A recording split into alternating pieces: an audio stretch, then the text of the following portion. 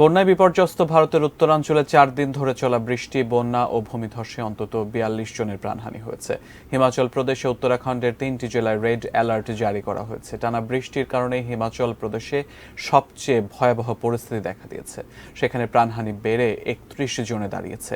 পাশের রাজ্য উত্তরাখণ্ডে বৃষ্টির কারণে 5 জনের মৃত্যু হয়েছে। এছাড়া উত্তরপ্রদেশে 1 জন, পাঞ্জাবে 1 জন, উত্তরপ্রদেশে 3 জন ও রাজস্থানে 1 জনের মৃত্যু হয়েছে।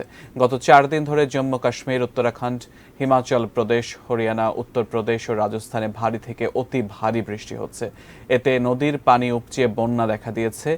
এসব রাজ্যের অবকাঠামোগুলোর ব্যাপক ক্ষয়ক্ষতি হয়েছে।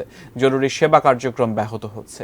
এদিকে রাজধানী দিল্লিতে যমুনা নদীর পানির স্তর বেড়ে 10 বছরের মধ্যে সর্বোচ্চ পর্যায়ে পৌঁছেছে। এটি আরও বাড়ার আভাস দেওয়া হয়েছে।